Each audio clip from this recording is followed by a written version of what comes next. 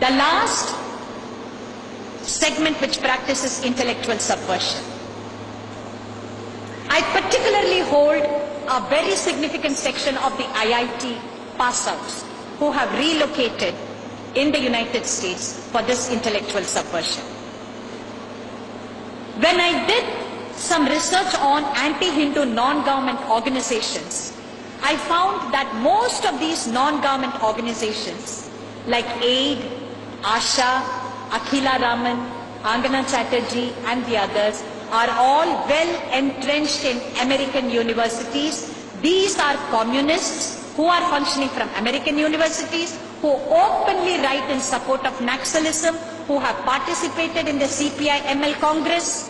Mahashweta Devi, Arundhati Roy, Praful Bidwa, you name them, they have links with Naxal, and they are all well entrenched either in American universities or encouraged by Indian communists from American universities.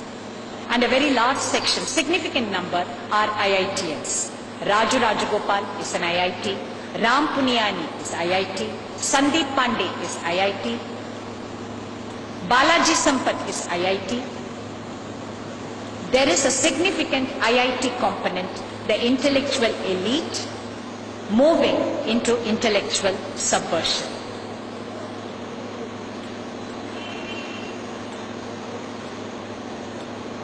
What is the remedy?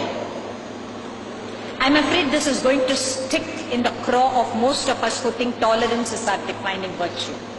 I'm afraid Hindu society forgot the valor of the Hindu Rajya, Samrajyas and Hindu society which staved off Islamic rule, which fought the colonialists, which is even today fighting the communists at the level of the society.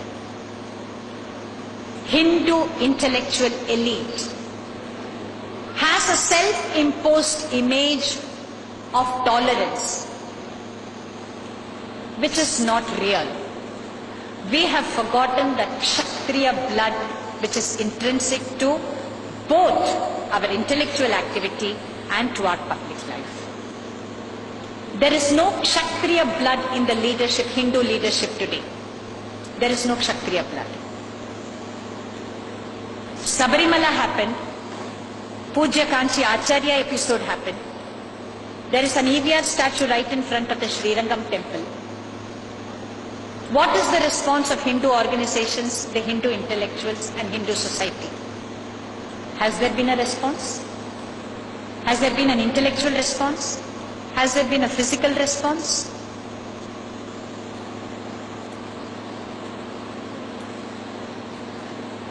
There are very, very highly respected voices from amongst the Hindu community which is actually saying we have no objection to the EVR statue anywhere in Srirangam, just not in front of the temple.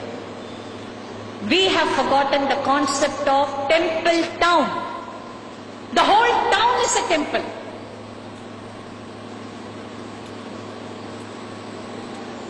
One of Vigil's members, when I said Hindu Rashtra, I mentioned territory. The territory also comprises the character and content of public spaces. Let me tell you the politics of public spaces and the intellectual subversion associated with it. In 1900, the Pope came to India 2 days before Deepavali, I think in 1999, and he declared his intention of planting the cross in Asia in the 3rd millennium. The first victim of the church planting mission in Asia is South Korea. In 1900, South Korea was less than 1% Christian. In the 1970s, it was around 18.5% Christian. In 1990, it is 40% Christian. Just as what is happening to Kerala.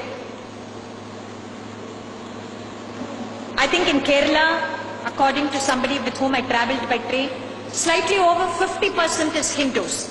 The rest is all gone.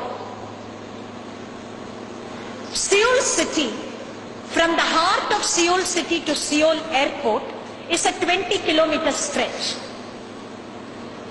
On either side of this 20-kilometer stretch, At every 3 feet, there is a towering church at every 3 feet. And these are not the small Christian prayer houses with the asbestos sheet or attached roof. These are towering churches in the heart of Seoul to the Seoul airport. Scores of churches completely disproportionate to the Christian population or the numbers of those who come to congregate in these churches. Then why are they standing there? Public spaces. The churches are standing there as a symbol of subjugation, as a symbol of dominance, as a symbol of money power, that I will occupy your public space. The presence of E.V. Ramasamy Naicker, I am 100% sure it is Christian money which has gone into the Dravida Kazhagam, which has instigated them to plant EVR statue in front of the Rajagopuram. The land was allotted to them in 72. From 72 till this day, they did not dare to plant the statue there. There was continuous Hindu resistance. All of a sudden, how did they get the courage or the money to go and plant it? They did it in 2007. Soon after the Kanchi Acharya issue. Soon after the Sabarimala issue. Soon after we showed them, you can keep on rubbing our noses in the dirt. The Hindu community is incapable of any kind of Kshatriya response. Towering churches in Seoul. You enter the Tambaram railway station by train. There is this huge cement pillar. On this huge cement pillar, there is a huge Jesus Christ standing like this. When you enter from a train, this is the first thing that you see. Yesterday I was horrified when I came to the Madras Central Station. I think this must have come up about a month ago.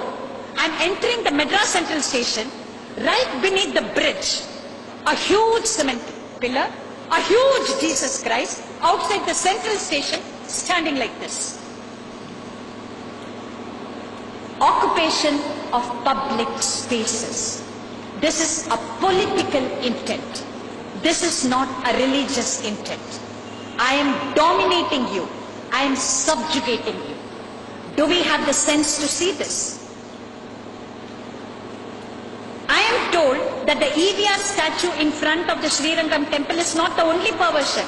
I believe on the Thiruvananthapuram beach there is a Devi temple. And right in front of the Devi temple, there is a 50-foot sculpture of a naked woman. Not far from the temple, there is also a church and a mosque. But this naked woman is standing not in front of the church or the mosque, but only in front of the temple. So when the communists speak of atheism, when the Dravidians speak of atheism, they don't speak of anti-Muslim God or anti-Christian God. It is only anti-Hindu. I disagree with Uday Nambudiri ji when he talks about Islam. Islam is a threat which you see as a sword against which we still do not have weapons. Christianity is cancer. It invades your body with sweet words. It tells you, I am a part of you, and then eats you away. Communism, of course, is a blight on humanity. I cannot have partnership with any of the three. And all the three inside India have intellectual backing.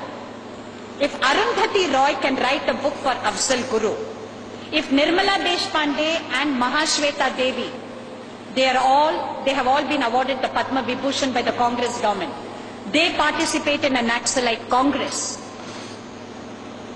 If Christian conversion can be legitimized by India's academia, the subversion of Indian nation, the Hindu Rajya and the Hindu Rashtra is backed only by intellectual subversion.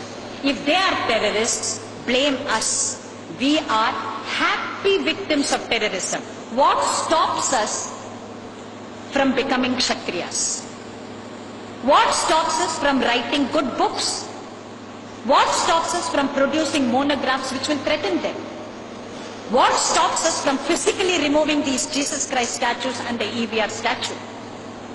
Ask yourself that question and you will understand why intellectual subversion has worked in this country. The victims of intellectual subversion, unfortunately, is the Hindu Rajya and the Hindu Rashtra, and only Hindus have themselves to blame. Namaskar.